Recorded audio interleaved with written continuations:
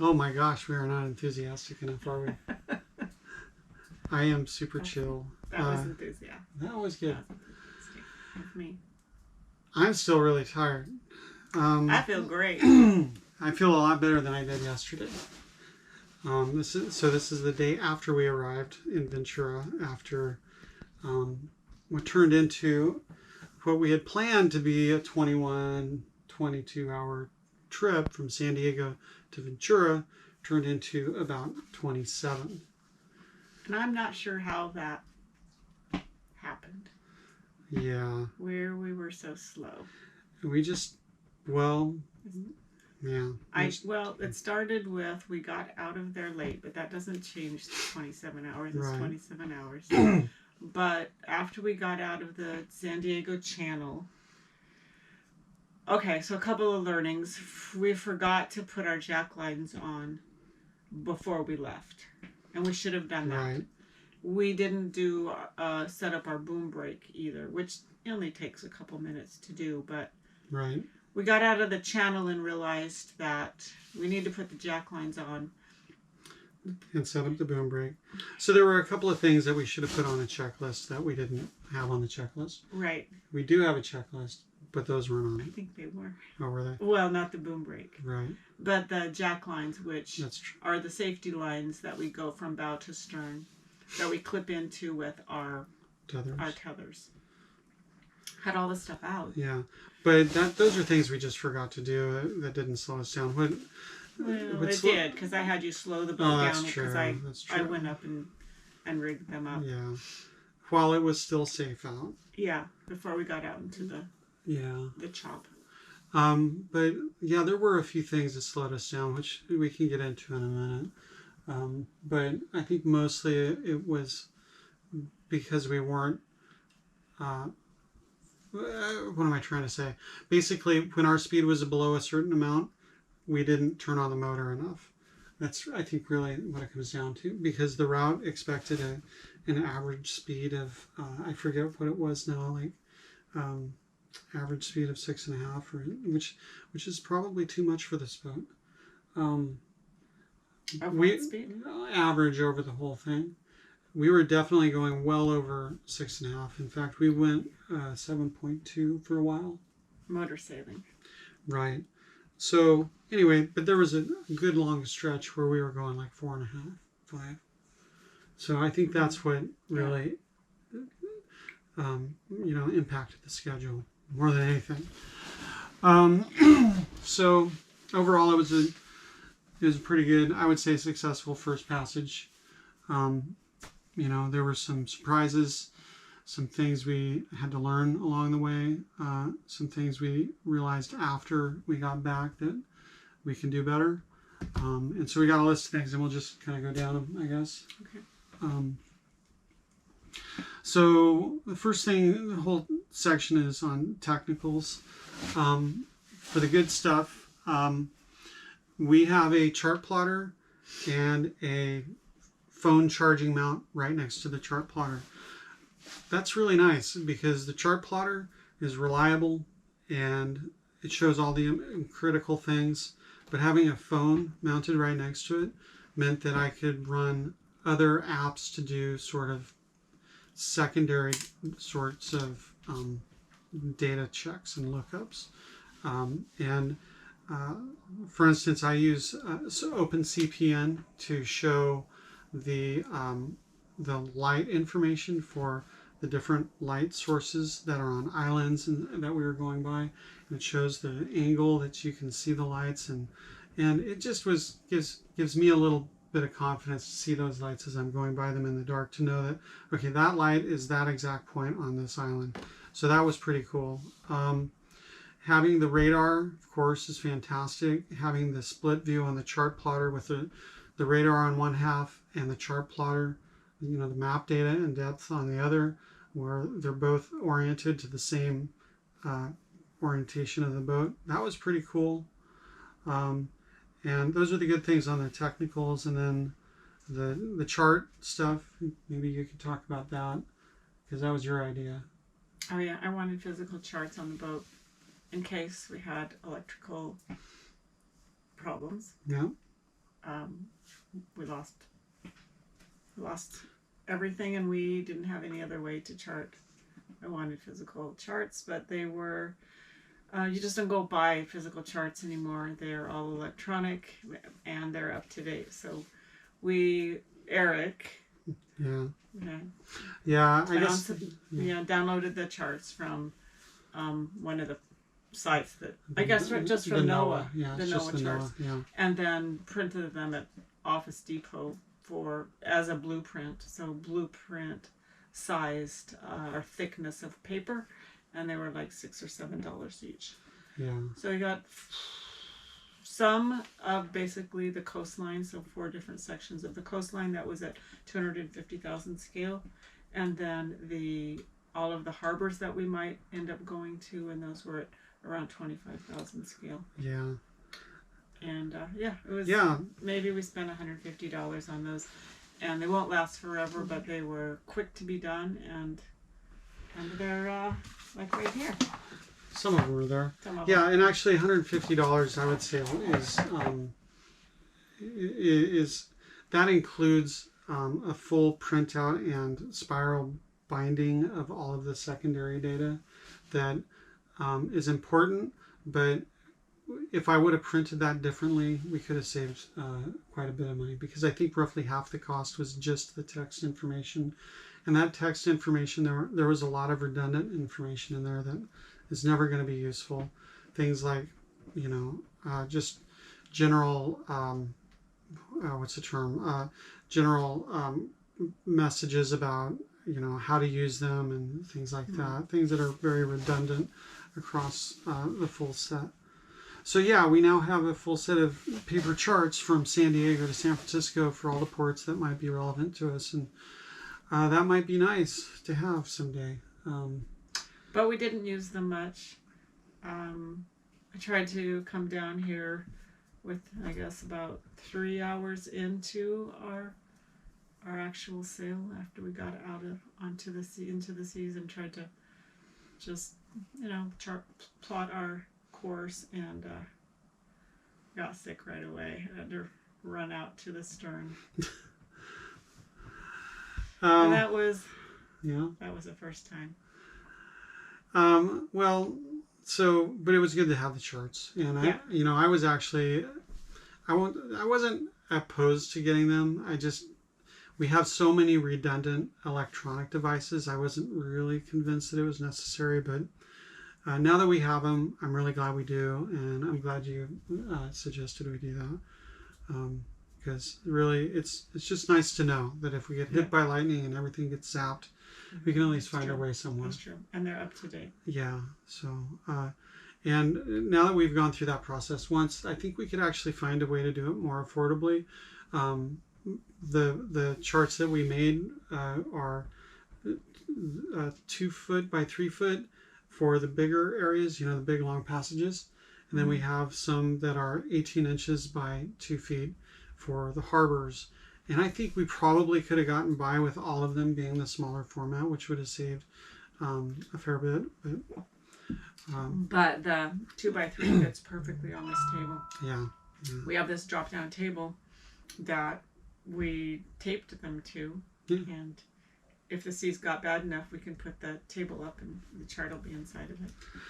So those are all the good things. The not so good things were 2 things happened that were kind of a bummer, and it got us very nervous at the time. First thing was the autopilot started freaking out a couple of times, just sort of spontaneously. I think it might have happened after we told it to do something normal, like turn 2 degrees. And then the boat would just decide to go in a circle or something. Yeah, that happened to me. That happened to me a couple of times. Yeah. I think what happened once was I told it to turn 10 degrees to port, and for some reason it only turned like 4 degrees. And so once it finished it and kind of time passed, I told it to turn 1 degree to port, and it decided to go full circle on starboard. So I think I figured out what it is, though. Uh, I got to tell my quick story though, because it was about, I think, 5 or 4:30 in the morning, and we were just about to cross the shipping lanes outside of LA somewhere. I forget exactly where. And anyway, the I just made I had to do a sail change, and I had to hit a few buttons on the autopilot, tried to reactivate it, and the thing just started freaking out. It just would not respond consistently. It would immediately start turning us in weird directions. And I was messing around with this in the dark for seemed like a half hour.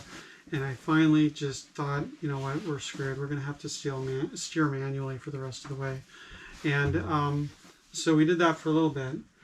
But I have to interrupt and say that time also it was circling starboard.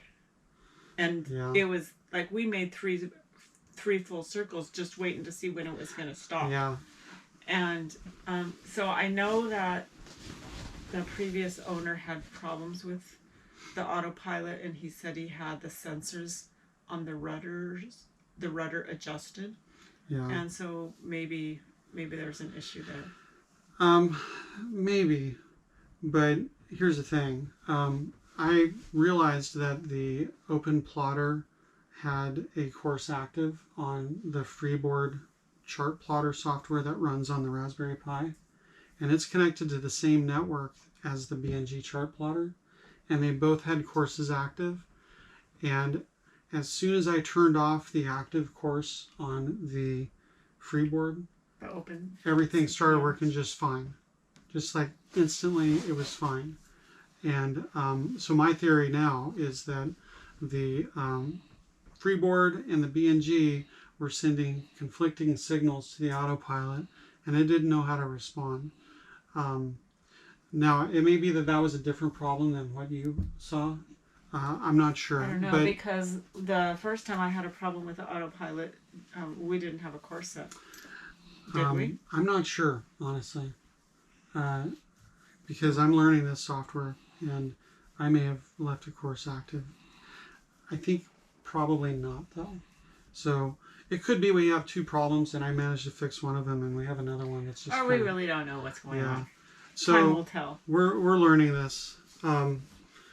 Okay, so the next one was the max prop. So we decided we were sailing. Let's turn off the motor and just sail. And I thought we had to put the transmission into reverse to activate the max prop, and I was wrong. But at the time we didn't know that. Yeah. You just went through the steps of, so basically tell them like what the prop is supposed to do. Right. Yeah, and I'd read the manual and I thought I remembered it correctly, but and I mostly did. I just reviewed it again. But anyway, went through these motions and I realized it was stuck in reverse. And that's a problem because this engine, probably like most sailboats, won't start unless it's in neutral.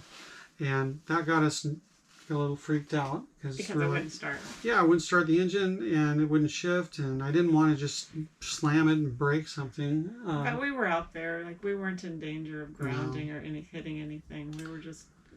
We were an hour offshore at that point. So we had time. Yeah. So anyway, had to figure this one out. Turned out the solution was to go down into the engine room, physically turn the drive shaft, and while Jody was shifting the lever, and it didn't take long for us to pop it into neutral. We just had to remove the pressure from the transmission so that the gears wouldn't be bound. Yeah, because it was kind of, torqued, I guess. Yeah. Anyway, so that was a lesson for us. But that happened twice. Yeah. And then, because there was only 2 times we stopped the engine. Yeah. We're going to try it. Well, we did sail for a solid 6 or 7 hours. Yeah, we did. And And that was in the... later in the day before nighttime, I think. Yeah, we turned on the engine just after dusk. Yeah. Yeah, so we sailed most of the day. Because we lost some wind. Yeah. So anyway, aside from that, the gear worked well. no problems really. Yeah, we didn't have any other system issues during the sail or Yeah. journey. Most of it from there was just surviving. 27 hours is a long time to be awake, and we couldn't do it. So, we tried to take breaks for each other, and Yeah, I think one lesson is that we didn't really have a plan. well, we had a concept of a plan. We know of what other people have done and Yeah. have rotations to keep people rested and hydrated, and we didn't really do that.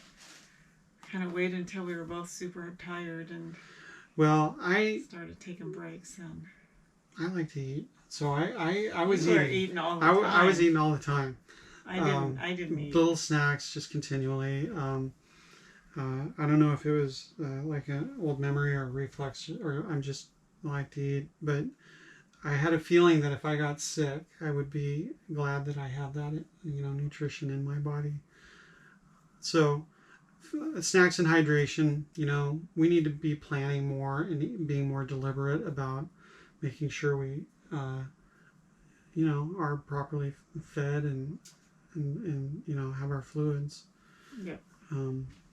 So we need to make that easier next time. So we're going to plan our food better. And we have simple ways of cooking food, and we have some canned foods and some backpacking meals, but honestly, I couldn't come down here and spend more than 2 minutes without getting really sick. And I only got sick twice, but that's because you stopped. Because I stopped coming down here. Yeah, quickly come down here to do use whatever the head and run back up. But I think throughout the night and into the next day, it got easier. Yeah. And I wasn't so queasy. And then we did take turns sleeping a little bit, and I didn't have any trouble sleeping in the aft. That aft berth is the only place that I tried to sleep, and it was really comfortable. It's surprisingly more comfortable than the front. The engine wasn't too loud, and it was chilly the whole trip. Pretty darn cold, but there's a little bit of heat coming from the engine, which is right underneath that berth. Yeah. So that was comfortable. I could say early morning it got really chilly when the winds picked up and needed to put on some more clothes. Yeah. And then the rains came. Had our layers. That was good. The aft berth, surprisingly comfortable. And this might sound weird, but that engine sound to me, there's a certain sort of I don't know what it does to me. It's just like the drone is soothing. Not exactly soothing, but it's just like, I don't know. It doesn't bother me. I'll put it that way. I thought it would bother me, but it doesn't. Anyway, so contacts. Yeah, I forgot to take my contacts out. I was just so tired by the time I went down to sleep at 3 o'clock that I didn't take them out. My eyes were kind of I don't even know how to say it. Glued. The lack of air. Yeah. They were glued on. But you had those night glasses. Yeah. Those, some aerodynamic glasses made for nighttime. That helped. They were an amber color, and at night, or especially at dusk, it really illuminated the water. Yeah. It made it really easy to see, at least for a couple more hours. Well, even in the night, it was easier to see with them. So I guess that's about it, unless you have other... No, I think next trip I will put a scopolamine patch on. And then Ziggy. Yeah, this guy. Ziggy, he would not pee. He would not. We had started taking him into the shower when we were in San Diego. We started taking him in the shower and talking to him about going potty, which are the words he knows, and he just wouldn't do it. I bought a little piece of AstroTurf. A training PMAT. Yep, official. Tried to get him to pee on it. He wouldn't do it. So, I figured when he has to go, he'll go. And he didn't go. But he may have dribbled onto his bed. The bed was wet, a little bit. So, yeah. He's going to have to learn. He went when we got here. I think it's clear, though, that he did not enjoy it one bit. No, he did drink and he ate snacks. That's true. So, fortunately, he would take water. Yeah. He was not happy, but he wanted to always be in the cockpit with us if we were in the cockpit.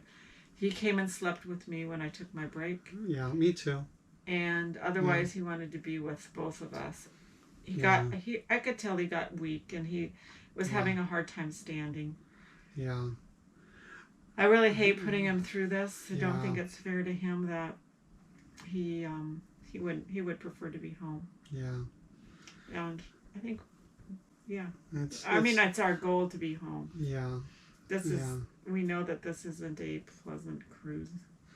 Yeah, nobody really wants to go north in California, from Southern California to San Francisco in the wintertime. I wish it were easy sailing, but this is really just, I see it as a delivery.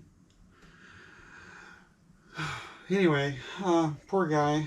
We're going to do our best to make it as easy as possible for him, but I know it's not going to be easy no matter what we do. So we'll keep trying to. The good thing is, though, today he had a good day. He's totally back to normal. He's in a good mood, so hopefully. But yesterday he was tired with us. Yeah. I think we were all exhausted, honestly. So he's always been a good adventure dog. I am optimistic that he'll figure this out, but we're not going to put him through too much of this. We might try one of those bins that has the puppy litter in it. Yeah. Because he's used that in the past. Yeah. All right. Well, all right. So last couple of things. Watch rotation. The one we didn't really have a schedule, and I think we probably should have put a schedule. Yeah. The reason why we didn't was because we just didn't know what would work. I didn't know what it would feel like to be. We thought it was 21 hours. I mean, I can stay up for 21 hours. You've done that plenty of times. Right. But it wasn't. And, about, I guess, 3 a.m., which would have been up for 22 hours, I was tired. Zonked. So I took 2 hours. Yeah. I was feeling good when I woke up at 5. Yeah. I like to think I'm better with less sleep than you. Oh, for sure. Yeah. I need 8 hours on a normal day. I often get 5 hours of sleep on a regular basis, not because I don't know why, whatever. But either way, I know I can deal with lack of sleep better than you. Yeah. And that's fine. And so I tended to push myself a bit longer. Yeah. But that's not sustainable either, and I think we definitely got to figure out a better schedule we try to stick to. At least, I can't come if it's bad seas. I can't come down into here and just sit around. I would have to just lay down and close my eyes. I do think that would work for me, but we need to come up with a schedule where we have breaks and stick to them. One thing I did that I thought really helped was I set up, there's an app on my phone called Tasker, which allowed me to create a little script that every 10 minutes would play a loud tone. And when I was exhausted, that turned out to be super helpful because I would basically sit there in a daze trying to pay attention and be safe. And then this tone would go off. And I tell myself, all right, it's time to do all the things. Look at the charts, look at the radar, look at the lights, look around, look at the sails, and move myself a little bit. Yeah, look at the temperature, look at all those things. And make sure that when that tone goes off, I just do that circuit of stuff. And dance. And do a little dance. And do a dance and stretch. To just stretch out celebrate. and stand up for a moment and just move around a little bit so that I didn't fall into this lethargy It state. did help. Helped me too. It really helped me. I was really happy with how that turned out. I think I was originally planning on getting like a HIIT time, like an HIIT exercise interval timer or something, and put that on there. But the phone worked great for that, so I don't need that anymore. So that's about it for that. Trip overall, we made it here safely. That's the main thing. No big disasters. Would have been. What about the forecasting? Yeah. Because we talked about that earlier on video about which forecasting model were we Which one did we confident believe in, or we felt were the best of show? Yeah. And which route were we going to take? Yeah. In the trip planning. So none of the forecasting models really hit what we experienced out there, and I know they're just a prediction, but although I wonder though, because if we were to go back and compare what we experienced to some of the models that we disregarded, maybe we would find that they were actually the accurate ones. Well, here's the other thing. Originally we thought we would be coming in here at daybreak. That's true. And we ended up coming in here much later. Yeah, about 10 a.m. 10:30, and it was getting pretty bad out there. Yeah, I guess right at daybreak it was super pleasant out there. So so I guess it's another reminder to stay on schedule, and if you tell the planner software that you're going to turn on the engine if you're less than 5.5 knots, you better turn on that engine at less than 5.5 knots. If you want to be there at 7 a.m. Yeah. Otherwise, I mean, we did fine. Yeah.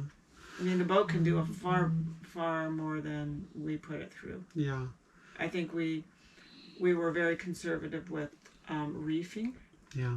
But we identified that we should just go ahead and reef early since we're not real experienced with it. Yeah. We were careful. I think we were as careful as can be, and it worked out. The last thing, coming into Ventura, because it was raining so hard, there was a whole bunch of debris coming off the river, and we called ahead to the harbor patrol here just to ask for conditions, and they said, hey, make sure you stay a mile offshore when you pass the river.